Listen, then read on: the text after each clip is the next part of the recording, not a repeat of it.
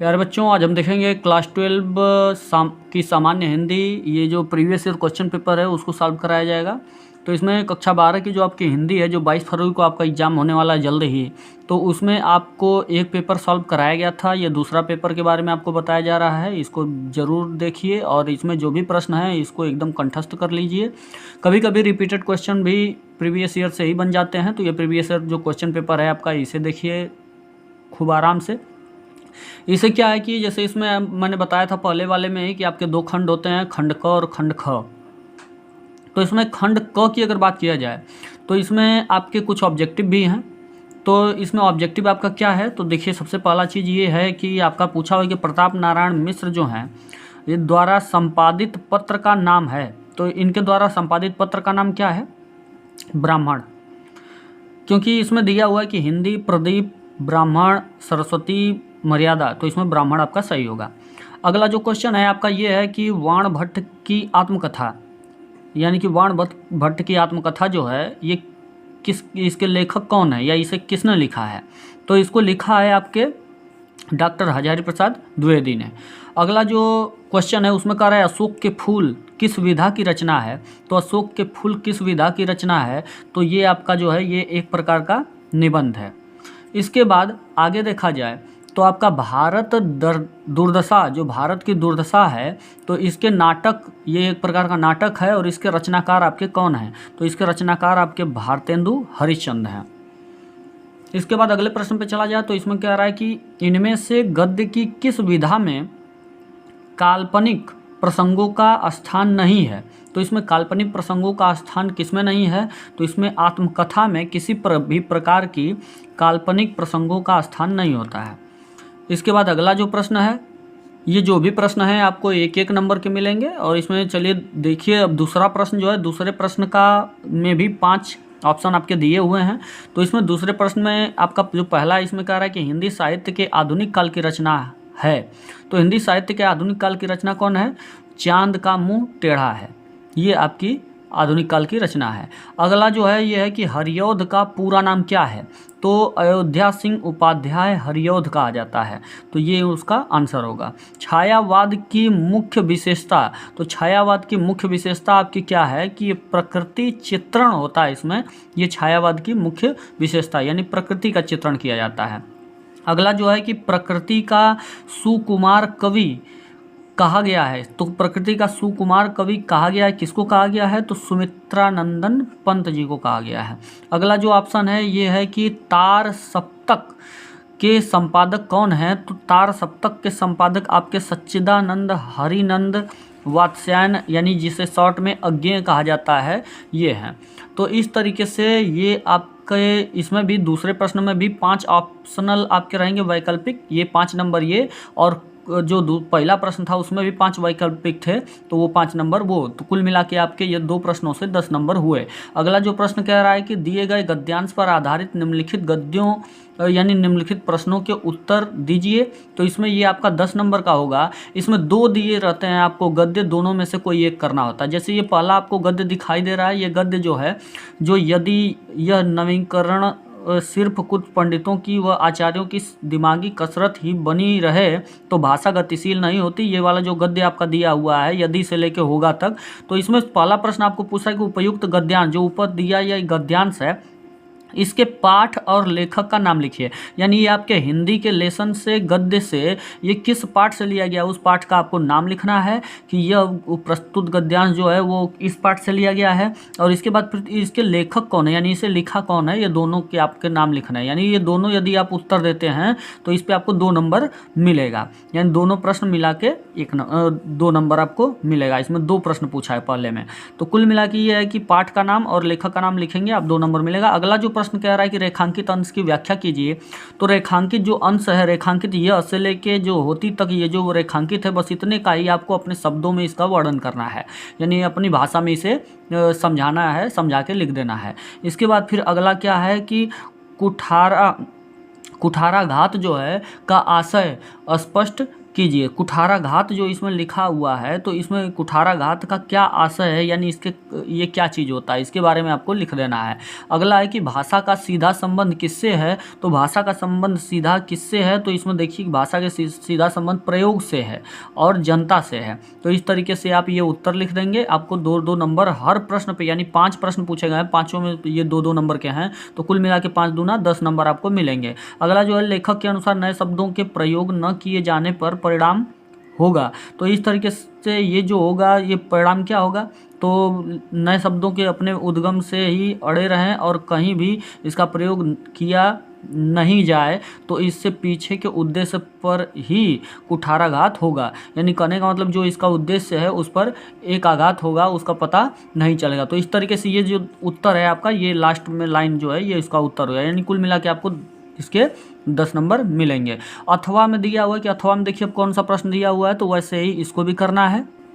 तो इसमें देखिए कि ये जो अथवा में दिया हुआ है, चाहे उस वाले को कीजिए चाहे इसे कीजिए, जो आपको ठीक लगे वो कर सकते हैं। इनमें दोनों में से कोई एक करना है। तो इसमें मातृभूमि से लेके पुत्र है तक आपका दिया हुआ है। तो इसमें पूछा है उपयुक्त गद्यांश के, जैसे पिछले में पूछा था पाठ का नाम क्या है, तो इसमें इसका रहा है कि पाठ का शीर्षक क्या है, यानी इसमें भी पाठ का नाम ही लिखना है। शीर्षक पूछे तब भी, इसका पाठ पूछे तब भी। और लेखक का नाम, तो लेखक का नाम आपका इसका जो होगा, इस लेसन का नाम क्या है, किस लेसन से लिया गया है और इसके लेखक कौन है, ये आपको लिखना है। रेखांकित अंश, यानी कि पृथ्वी माता है और जन सच्चे अर्थों में पृथ्वी का पुत्र है। तो इस तरीके, यानी जो ये आपका पृथ्वी तक दिया गया है, तो इसका मतलब कि इसका आपको क्या करना है, अपने शब्दों में व्याख्या करना है। इसके बाद अगला जो प्रश्न है वो कह रहा है कि लेखक के अनुसार राष्ट्र की कल्पना अब असंभव है, तो इसका उत्तर इसमें से देखिए और इसका उत्तर दीजिए। इसका पृथ्वी और जन मिलकर किसकी रचना करते हैं, तो इसमें देखिए, तो इस तरीके से ये इसका उत्तर। और पृथ्वी किसके कारण मातृभूमि की संज्ञा प्राप्त करती है, तो इसको पढ़ लेंगे तो आपको इसका उत्तर मिलेगा। तो इस तरीके से इसके भी 5 कीजिए चाहे उसके 5 कीजिए, दोनों में से कोई एक करना है आपको। तो इस तरीके से आपको 10 नंबर मिलेंगे। अगला जो है पद्यांश से रिलेटेड है, पद्यांश में भी 2 देगा, आपको दोनों में से कोई एक करना होगा।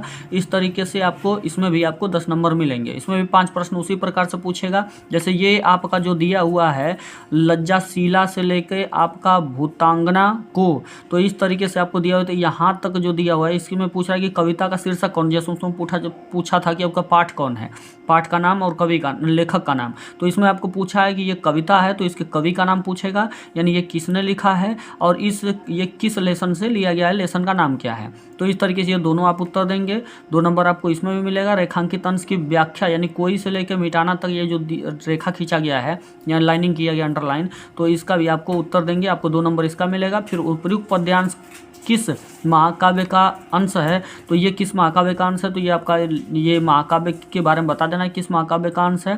तो यह टुकड़ा किससे लिया गया, किस महाकाव्य से, 2 नंबर ये मिलेगा आपको।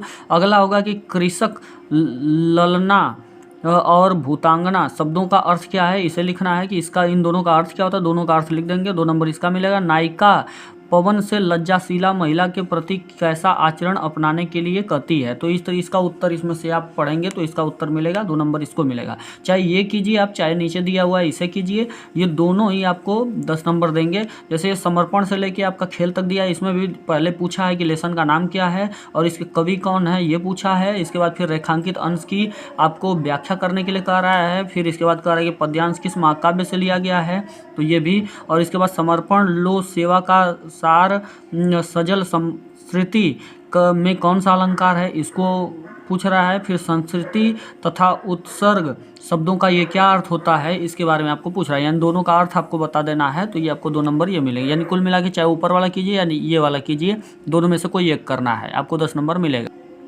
अगला जो आप 5वां प्रश्न है, ये कह रहा है कि निम्नलिखित में से किसी एक लेखक का साहित्य परिचय और उनकी कृतियाँ, यानी वो क्या क्या लिखे हैं उनका नाम लिखना है। जैसे हजारी प्रसाद द्विवेदी हैं, वासुदेव शरण अग्रवाल हैं और इसके बाद फिर सुंदर रेड्डी हैं। तो इन तीनों में से किसी एक का आपको क्या करना है, जीवन परिचय लिखना है और इनके बाद इनकी कलाकृतियाँ लिखने, इनकी कृतियाँ लिखने की, ये क्या क्या लिखे हुए हैं इसके बारे में।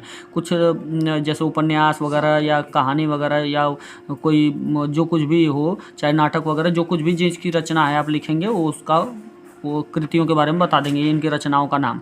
इसके बाद फिर चाहे इन तीनों में से कोई एक करेंगे, आपको इसका 5 नंबर मिलेगा। इसके बाद फिर अगला जो है, इसमें से वो तो लेखक थे, ये कवि, इन तीनों कवियों में से किसी एक का जीवन परिचय लिखना है, उसके बाद इनकी रचनाओं का के बारे में बताना है, तो 5 नंबर इसको आपको मिलेंगे। 80 शब्द आपको करना आवश्यक है, इस तरीके से आप करेंगे इसको। इसके बाद फिर अगला जो है, ये आपको देख रहे हैं कि ध्रुव तारा, पंचलाइट, बहादुर वगैरह इस तरीके से करके, यानी चाहे ये पहला इसे इन दोनों में से कोई एक कीजिए, या इसे यदि नहीं करते हैं तो इसके बाद इन तीनों में से कोई एक आपको करना है। इसका मतलब कि आपको ये इसमें देख लीजिए, ये पंचलाइट मैंने बताया था कि पंचलाइट के लेसन की, यानी इस लेसन का आपको सारांश पूछता है या इस लेसन का उद्देश्य पूछता है, तो ये आपका जो है ये कर लीजिएगा। इसके बाद फिर ये खंड काव्य जो है, खंड काव्य में आप देख लीजिएगा कि आपके ज़िले अनुसार क्या है, तो उसके अनुसार आप क्या कीजिएगा कि आपके ज़िले के अनुसार जो भी होगा वो आप कीजिएगा। इसमें आपको पूछता है कि चैत्य चित्रण पूछता है कि ये जो खंड काव्य में जो आपके ज़िले का होगा तो उसके अनुसार आप इसमें क्या करेंगे। इसमें जो जिसका पूछा रहेगा कि आपके इसमें नायक जो है तो उसका चरित्र चित्रण पूछेगा, या इसके बाद फिर कथा के बारे में आपको पूछेगा। तो इस तरीके से आप इसमें देख लीजिएगा कौन आपके ज़िले का इसमें है। इसके बाद क्या है कि ये देखिए ऊपर ये उसी से है खंड काव्य से, तो वो कुल मिला के आपके 5 इधर थे और ये छठवां, ये छठों में से आपके ज़िले का जो भी होगा तो उसका आपको उत्तर देना है, किसी दूसरे का नहीं देना है, नहीं तो आपको कोई नंबर नहीं मिलेगा। इसके बाद फिर 8वां जो प्रश्न है आपका खंड ख वाला है, तो इसमें आपके संस्कृत से संबंधित होते हैं। तो इसमें देखिए चाहे आप इसका कीजिए चाहे इसका कीजिए, दोनों में से कोई एक करना है। आप अपने अनुसार सोच लीजिएगा कि आपको कौन आसान लग रहा है। और इसके बाद फिर इसका क्या करना है, ये देखिए लिखा हुआ कि ससंदर्भ हिंदी में अनुवाद करें, यानी कि संदर्भ लिखना है, ये यानी कि प्रस्तुत ये है आपका गद्यांश, तो लिखेंगे कि प्रस्तुत संस्कृत गद्यांश हमारी पाठ्य पुस्तक का नाम और पाठ्य पुस्तक से किस लेसन से है और उसके मतलब कि वो किस लेसन से है ये आपका देंगे। और इसके बाद फिर इसका व्याख्या नीचे कर देंगे, यानी संदर्भ सहित व्याख्या करना है। दोनों में से किसी एक का आप कर सकते हैं, ये आपको 7 नंबर मिलेगा। दोनों में से कोई एक करेंगे, संदर्भ और व्याख्या दोनों करना है। श्लोक भी है तो इसका भी संदर्भ और व्याख्या, संदर्भ और अनुवाद, व्याख्या नहीं ये अनुवाद करना है। तो इस तरीके से इसका भी संदर्भ भी आप लिखेंगे किस लेसन में से, दोनों में से किसी एक का, तो किस लेसन से है और किस किताब के किस लेसन से है, और इसके बाद फिर इसका अनुवाद करेंगे कि इसका हिंदी में अनुवाद क्या होगा। ये दोनों में से कोई एक करेंगे, इसका भी 7 नंबर आपको मिलेगा। इसके बाद मुहावरे और लोकोक्ति में से किसी एक का अर्थ लिखना है और वाक्य में प्रयोग करना है। भीगी बिल्ली बनना, हाथ पीले करना, दूध का दही और पानी का पानी करना, और दूध का दूध और पानी का पानी करना, और इसके बाद फिर आँख का अंधा नाम नयन सुख, ये जो है इनमें से किसी एक का आप क्या करेंगे कि अर्थ लिखेंगे कि इसका क्या अर्थ होता है, और इसके बाद भी वाक्य प्रयोग करेंगे, यानी वाक्य उसको बनाएंगे। मुहावरा उसमें होना चाहिए, अर्थ नहीं होना चाहिए, मुहावरा होना चाहिए। अगला जो प्रश्न है वो देख रहे हैं क्या संधि विच्छेद इसमें पूछा हुआ है। तो इसमें देखिए रमेश का सही संधि विच्छेद है, तो रमाधन ईस बराबर होता है रमेश, यानी रमाधन ईस, ये आपका रमेश कहा है, यानी संस्कृत है तो संस्कृत के अनुसार आप करेंगे। इसके बाद फिर कि इत्युक्तम का सही संधि विच्छेद क्या है, तो इसका होता है इत्य धन उत्तम, तो इस तरीके से आपका होता है, ये इसका संधि विच्छेद है। उभावपी का सही संधि विच्छेद क्या है, तो इसका सही संधि विच्छेद आपका क्या है, उभव धन अपि। इसके बाद फिर ये 3 नंबर आपको मिलेगा, ये पूरे के पूरे करने हैं आपको। इसके बाद फिर अगला जो है ये कह रहा है कि विभक्ति और वचन के अनुसार सही विकल्प चुनिए, तो विभक्ति और वचन के अनुसार इसमें सही विकल्प चुनना है। तो इसमें देखिए कि आत्मनि शब्द में विभक्ति और वचन है, तो ये आपका सप्तमी विभक्ति है, और इसके बाद आपका ये एक वचन है। इसके बाद फिर है कि नामनी, ये जो है तो नामनी शब्द में विभक्ति और वचन है, तो ये सप्तमी विभक्ति है और एक वचन है आपका। इसके बाद फिर आगे जो है अगला जो प्रश्न है 11वां, इसमें कह रहा है कि शब्द युग्मों का सही अर्थ जो है वह चयन करके लिखिए। तो द्रव्य द्रव का मतलब होता है तरल पदार्थ, और द्रव्य का मतलब होता है धन या संपत्ति। तो इस तरीके से ये आपका क्या होगा, ये ऑप्शन आपका सही होगा। और जो ये ध्यान रखना है कि कभी कभी आपका उलट फेर करके दे देगा। द्रव है, जैसे इसमें देखिए हरि हर, तो इसमें आपका विष्णु और शंकर इसका होगा। हरि का मतलब जो पहला अर्थ होगा वो पहले का मिलाना है। कभी कभी आपको जैसे कहने का मतलब यहाँ पे विष्णु और शंकर दिया है तो यहाँ पे शंकर और विष्णु देगा तो ये सही नहीं होगा। पहले का पहले के अनुसार, दूसरे का दूसरे के अनुसार होना चाहिए, एकदम सीक्वेंस होना चाहिए। इसके बाद फिर अगला है कि इनमें से किसी एक के शब्द के दो अर्थ लिखिए। तो इसमें तात का, तीर का, कुल का, तीनों में से जिसका आपका दो अर्थ आता हो उसका लिख दीजिए। तो इस तरीके से आप इसका करेंगे तो इसके आपके 2 नंबर मिलेंगे। इसके बाद फिर है कि अगला जो है कि सही शब्द चयन करके लिखिए। तो इसमें सही शब्द, एक सही शब्द का मतलब कि ये देखिए जिसके, यानी कि अनेक शब्दों के एक शब्द जो कहे जाते हैं, जिसके भीतर की हवा का तापमान सम स्थिति में रखा गया हो तो ये आपका समतापी हो जाता है। इसके बाद फिर आपका जो है कि पीने की इच्छा रखने वाला, तो ये पिपासु कहा जाता है। तो इस तरीके से आप इसे आप सही मारेंगे। निम्न में से किसी 2 वाक्यों को आपको शुद्ध करके लिखना है। तो इसमें देखिए आपकी निम्न में से किसी 2 वाक्यों को शुद्ध करके लिखना है। तो आपकी पुत्री पद्मा बुद्धिमान, बहुत बुद्धिमान है। इसमें न देखिए बुद्धिमान में हलंत लगाया हुआ है, ये आपका गलत है। कृपा करके मेरे घर पधारिए, तो कृपा करके होना चाहिए कि कृपा करके मेरे घर पधारिए, या कृपया मेरे घर पधारें, ये सही होगा। तो इस तरीके से इसमें करके जो है तो इस तरीके से आप कृपा करके होगा तब सही होगा। तुम्हें मन लगाकर पढ़ाई करना चाहिए, करना नहीं करनी चाहिए होगा। कानपुर एक औद्योगिक नगर है, औद्योगिक नहीं होता है, औद्योगिक होता है, और पर औ की मात्रा होगी। इस तरीके से जो है ये आपका किसी 2 को सही करना है, चाहे आप दोनों में से कोई करें, यानी चारों में से कोई करें, लेकिन आपको 2 बस करना है। इसके आपके 2 नंबर मिलेंगे। इसके बाद श्रृंगार रस, करुण रस जो है इसके अस्थाई भाव लिखने हैं, उदाहरण लिखना है। अनुप्रास या उपमा में से, दोनों में से, चाहे जैसे ऊपर किए हैं श्रृंगार या करुण में से किसी एक का अस्थाई भाव और उदाहरण लिखना है। और इन दोनों में से भी किसी एक अलंकार का लक्षण और इसके बाद उदाहरण लिखना है। दोनों में से छंदों में से किसी एक छंद का लक्षण और उदाहरण लिखना है। अगला जो है आपका ये पत्र से संबंधित है। तो इस तरीके इसमें कह रहा है कि किसी दैनिक समाचार पत्र के संपादक के नाम एक पत्र लिखिए जिसमें अपने गांव में फैल रही कोरोना जो है या कोविड-19 संक्रमण बीमारी के प्रति कुछ चिकित्सा अधिकारी का ध्यान आकर्षित करना है। यानी कि ये बताना है आपको कि ये महामारी फैल रही है, तो इस तरीके से इसमें हमारी मदद कीजिए, बहुत लोग बीमार पड़ रहे हैं वगैरह, इस तरीके से करके ये बीमारी फैलती ही जा रही है। तो ये चिकित्सा अधिकारी का ध्यान अपनी ओर आकर्षित करना है अपने गाँव की तरफ, जिससे कि ये बीमारी ज़्यादा लोगों को चपेट न कर पाए। तो इस तरीके से आपको प्रार्थना पत्र एक तरह से लिखना है। तो संपादक जी को, जैसे ये कहने का मतलब ये है कि ये जैसे आप इंग्लिश में भी करते हैं तो ये एडिटर को यानी संपादक को एक पत्र लिखा जाता है ना, तो एकदम सेम वही चीज़ है कि जैसे आप इंग्लिश में करते हैं वैसे ही हिंदी में भी करेंगे। तो चाहे आप ये कीजिए चाहे ये कीजिए। अपने विद्यालय में कंप्यूटर खराब होने की समस्या हो गई है तो प्रधानाचार्य को प्रार्थना पत्र लिखना है कि उसे बनवा दीजिए जिससे कि हमारी पढ़ाई सुचारू रूप से चल सके। और इसके बाद फिर आपका आखिरी में जो होता है ये निबंध होता है। तो इन दोनों में से आप कोई एक कर सकते हैं। इसमें जो निबंध में से किसी एक निबंध का, यानी 5 निबंध दिए हुए हैं, 5 में से किसी एक का आप करेंगे जिससे कि आपको 9 नंबर मिलेंगे। हाँ, शब्दों का आप विशेष ध्यान रखें। तो इसमें कोई शब्द लिमिट तो नहीं दिया हुआ है, लेकिन जैसे कथन के अनुसार, जैसे कहने का मतलब निबंध आप लिखेंगे तो करीब 150 से 200 शब्द आपको जरूर हिंदी में लिखना होता है, कम से कम 150। तो ये आप जरूर कीजिएगा। इसमें से किसी एक का, जैसे आप कहने का मतलब है कि जैसे इंग्लिश में भी होता है तो साहित्यकार या बुक को पूछ देता है, तो इसमें से जैसे आप कोई किसी लेखक का अगर याद किए हुए हैं जीवन परिचय और रचना वगैरह, तो वो भी इसमें डाल सकते हैं। इसमें ये आपका ऑप्शन साहित्यकार वाला या किताब वाला ऑप्शन बहुत अच्छा रहेगा। इस तरीके से सारे प्रश्नों को विशेष तौर पर देखिएगा और अपने एग्जाम की तैयारी अच्छे से करिएगा।